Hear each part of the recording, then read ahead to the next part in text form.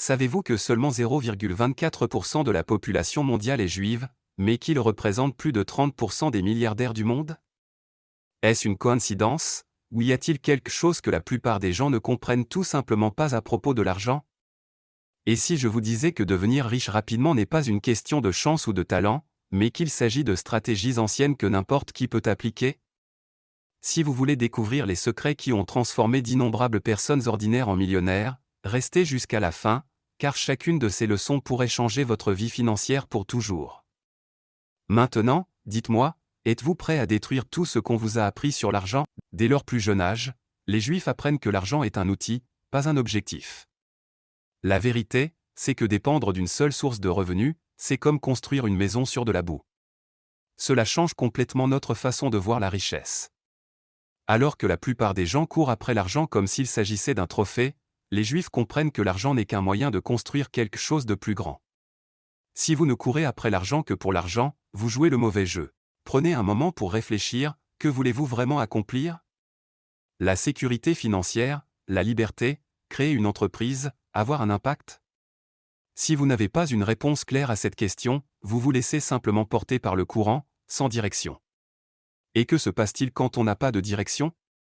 On stagne ou on tourne en rond. Voyons maintenant comment cela fonctionne en pratique. Les grands milliardaires ne travaillent pas pour devenir riches, ils travaillent pour créer quelque chose de précieux. Sam Walton, le fondateur de Walmart, ne voyait pas l'argent comme un objectif.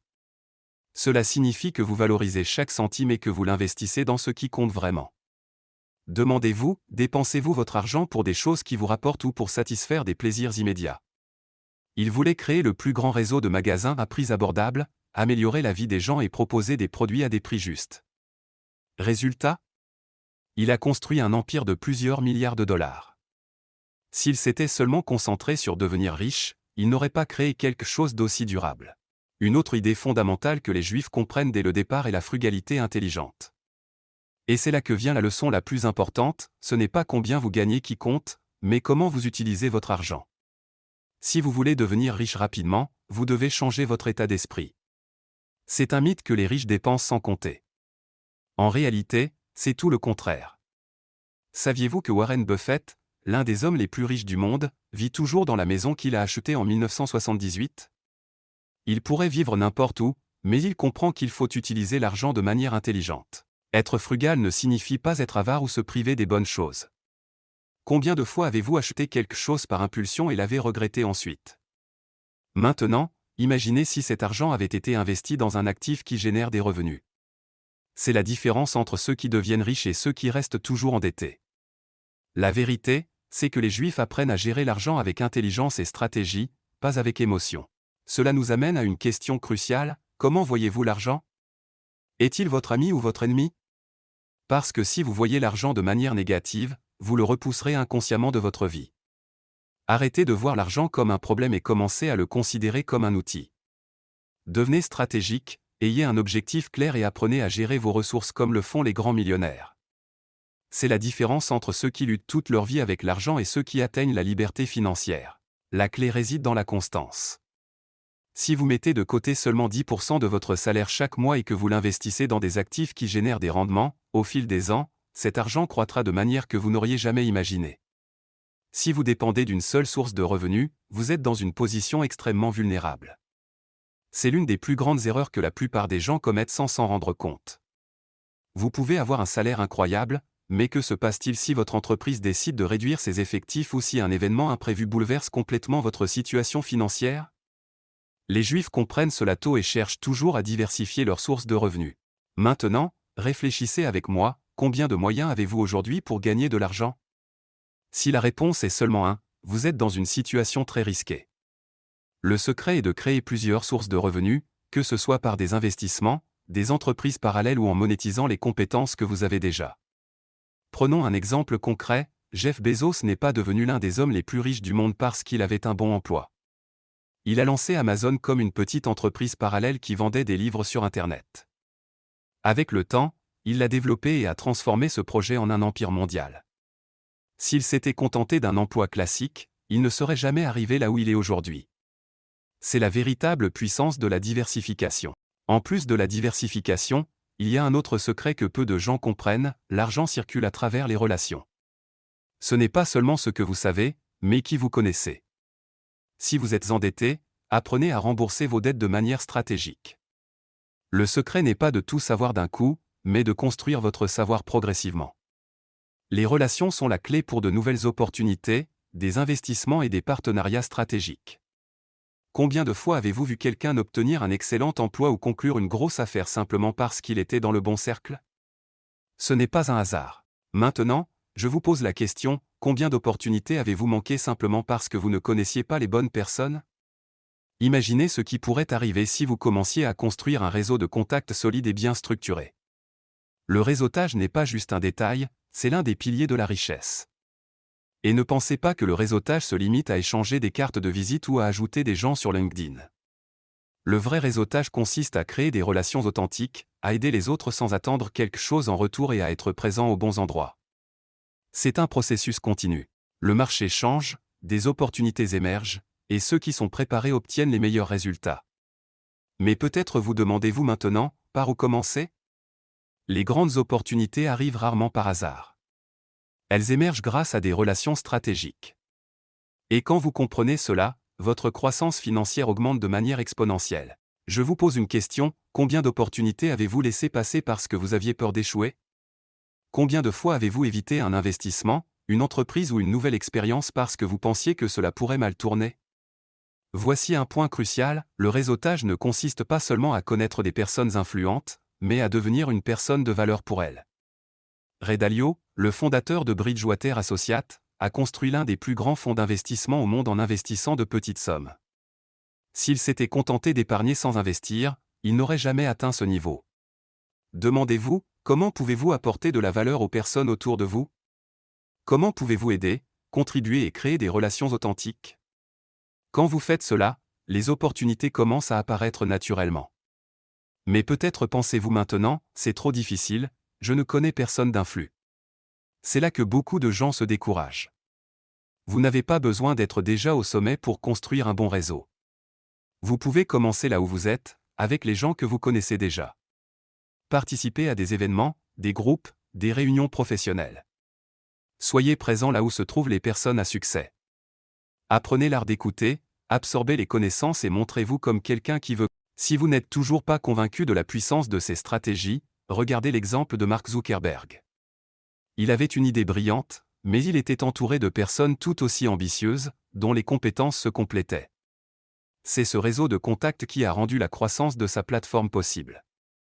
Cela prouve que la richesse ne se construit pas seule, mais avec le bon soutien et les bonnes collaborations. Je vous pose une question, combien d'opportunités ont été ignorées parce que vous attendiez que la chance frappe à votre porte? Parlons maintenant d'une erreur courante. Beaucoup de gens pensent que mettre de l'argent de côté est suffisant pour garantir la prospérité future. Mais la vérité, c'est que laisser l'argent stagner sans travailler est l'une des plus grandes erreurs. Si vous voulez croître financièrement, vous devez prendre des initiatives. Créer de nouvelles sources de revenus, renforcer votre réseau de contacts et rester toujours attentif aux opportunités qui peuvent émerger autour de vous. Je vous pose une question, voulez-vous rester esclave de l'argent, travailler chaque jour davantage juste pour payer vos factures, ou voulez-vous apprendre à faire travailler l'argent pour vous? Parce que la vérité est simple, celui qui gagne au jeu des affaires gagne au jeu de la richesse. Si vous dépensez tout ce que vous gagnez, vous êtes condamné à vivre une vie de stabilité financière précaire. C'est l'une des plus grandes erreurs commises par la plupart des gens. Ils travaillent dur, reçoivent un salaire et, en quelques jours, le dépensent en factures, loisirs et achats impulsifs. Ainsi, ce cycle se répète mois après mois, année après année. Mais il existe un principe puissant que les Juifs comprennent parfaitement, l'argent doit travailler pour vous, pas l'inverse. En réalité, la plupart des gens ne voient pas l'argent de cette manière. Beaucoup pensent qu'ils doivent travailler plus d'heures, faire plus d'efforts physiques ou assumer plus de responsabilités pour gagner plus. Mais cette pensée est limitée. La véritable façon d'acquérir de la richesse est de faire en sorte que l'argent génère plus d'argent, sans que vous ayez à être constamment impliqué dans le processus. S'il y a une chose que vous devez toujours garder à l'esprit, c'est que personne ne peut vous enlever le savoir que vous avez acquis. Plus vous en apprenez sur l'argent, plus vous avez de contrôle sur votre vie financière. C'est un principe juif qui enseigne qu'une partie de vos revenus doit être réservée à un objectif précis, que ce soit pour investir ou pour aider les autres. En termes de richesse, cela signifie qu'une partie de vos revenus doit être allouée à la croissance financière. Cela peut se faire par des actions, de l'immobilier, des fonds, des entreprises privées ou tout autre actif qui génère des rendements. Mais pourquoi est-ce si puissant? Parce que cela change votre état d'esprit.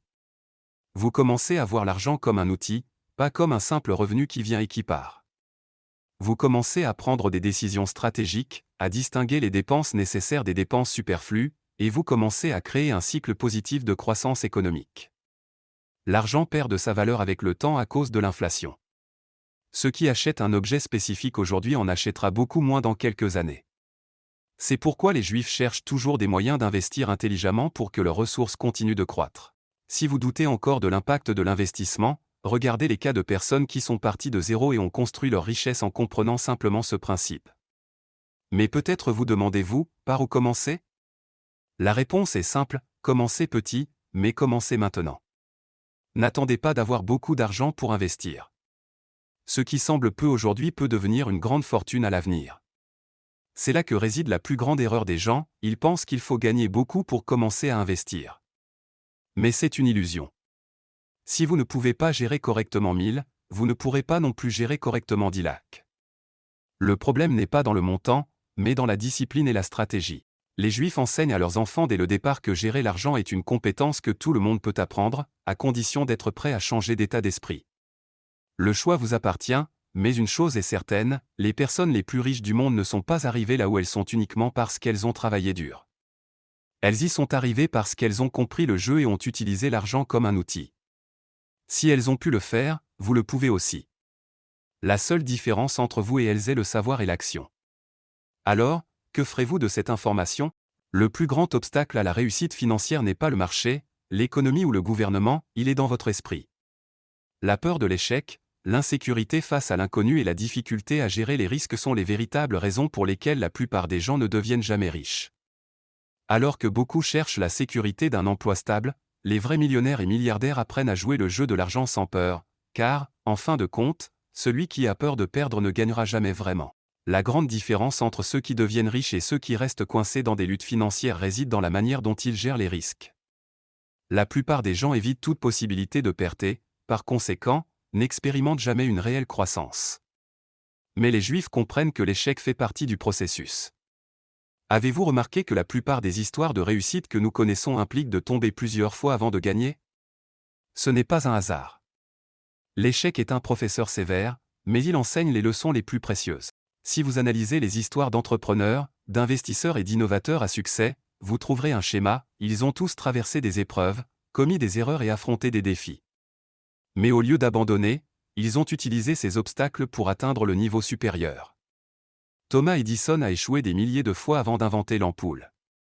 Steven Spielberg a été rejeté 3 fois par l'école de cinéma de Californie avant de devenir l'un des plus grands réalisateurs de l'histoire.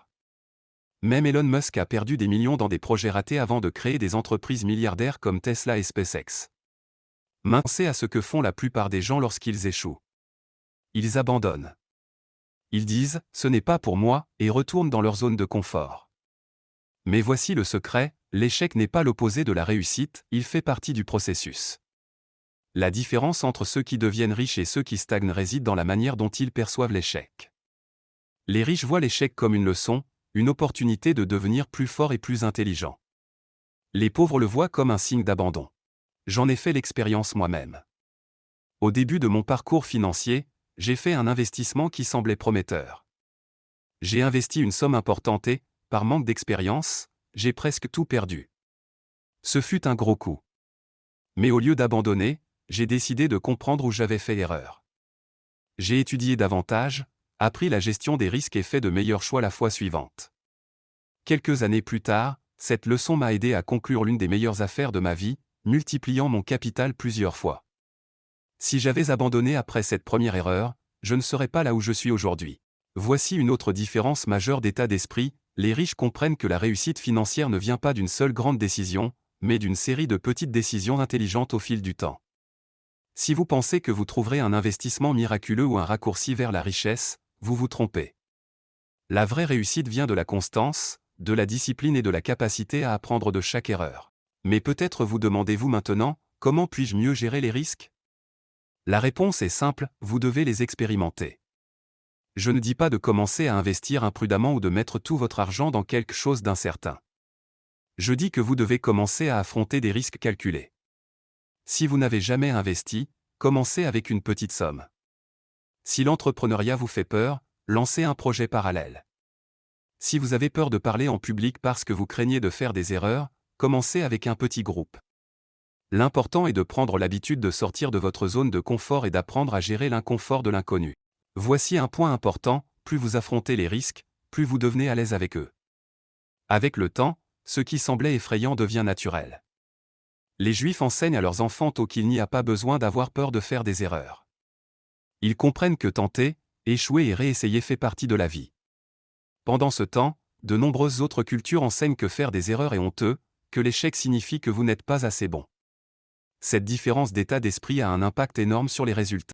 Si, au lieu d'éviter l'échec, vous apprenez à le voir comme un tremplin pour vous élever, vous réaliserez que l'échec ne signifie pas perdre, cela signifie que vous essayez, que vous apprenez et que vous devenez plus fort. S'il y a un élément qui sépare ceux qui accumulent de la richesse de ceux qui luttent toute leur vie pour payer leurs factures, c'est le savoir. L'argent coule toujours vers ceux qui savent comment le gérer, le faire croître et le protéger. Voici une vérité que beaucoup de gens ignorent, la plus grande richesse que vous puissiez avoir n'est pas un emploi stable, une maison ou une grande fortune, c'est votre capacité à apprendre et à appliquer des connaissances financières. La réalité est que personne ne naît en sachant gérer l'argent, mais les Juifs comprennent que c'est une compétence qui peut et doit être apprise tôt. Avez-vous remarqué que de nombreuses familles riches restent riches sur plusieurs générations, tandis que d'autres restent coincées dans des cycles de lutte financière? Ce n'est pas un hasard. L'éducation financière se transmet de génération en génération, créant un effet multiplicateur qui assure une prospérité durable. Maintenant, je vous pose la question, combien de temps consacrez-vous chaque semaine à apprendre sur l'argent? Si la réponse est aucun, cela doit changer maintenant. Ce qui sépare vraiment les riches des pauvres, ce n'est pas combien d'argent ils ont aujourd'hui, mais ce qu'ils en font. Le secret pour transformer votre situation financière réside dans la recherche active de connaissances. Avez-vous déjà remarqué pourquoi les livres les plus vendus au monde parlent de croissance financière? Parce que ceux qui comprennent l'importance de ce savoir feront tout pour l'acquérir. La différence entre quelqu'un qui gagne un salaire minimum et quelqu'un qui construit un empire de plusieurs milliards repose rarement sur la chance. Cela dépend de ce qu'ils savent et de ce qu'ils appliquent. Et c'est là le point, le savoir sans action n'a aucune valeur.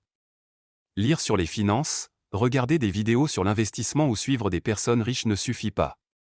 Vous devez appliquer chaque leçon, tester des stratégies et ajuster vos habitudes financières en fonction des résultats. Apprendre sur l'argent n'est pas quelque chose que vous faites une fois dans votre vie et que vous oubliez ensuite. C'est simple, commencez par les bases. Si vous n'avez pas encore de budget financier, créez-en un. Si vous n'avez jamais investi, renseignez-vous sur des investissements simples comme les revenus fixes ou les fonds indiciels. Le plus important est de faire le premier pas et de prendre l'habitude d'en apprendre toujours plus sur l'argent. Et voici quelque chose que peu de gens mentionnent, si vous voulez vous assurer que votre famille ne connaisse jamais de difficultés financières, vous devez enseigner à vos enfants dès leur plus jeune âge. Il ne sert à rien d'accumuler de la richesse si la prochaine génération ne sait pas comment la maintenir. C'est pourquoi, pour les Juifs, il est essentiel d'enseigner à leurs enfants des connaissances financières dès leur plus jeune âge. Ils apprennent l'importance de l'investissement, de l'entrepreneuriat et de la prise de décision financière avant d'entrer dans la vie adulte. Résultat ? Des familles qui restent prospères de génération en génération. Peu importe votre âge, votre situation ou votre profession, l'éducation financière est un savoir qui peut transformer n'importe quelle vie à n'importe quel moment. Mais la seule façon d'en tirer les bénéfices est de décider d'apprendre et d'appliquer. Alors, que ferez-vous maintenant? Allez-vous ignorer ce savoir et continuer à vivre en pilote automatique, ou allez-vous prendre le contrôle de votre avenir financier? La décision est entre vos mains, et le moment d'agir est maintenant. Si vous êtes arrivé jusqu'ici, cela signifie que vous êtes engagé dans cette croissance. Mais il y a encore tant à découvrir, et je veux vous emmener plus loin. Dans la prochaine vidéo, qui apparaît maintenant à l'écran, vous ferez un pas de plus vers votre liberté financière et deviendrez 1% meilleur à partir d'aujourd'hui. Alors, cliquez maintenant et continuez ce voyage. Je vous attendrai là.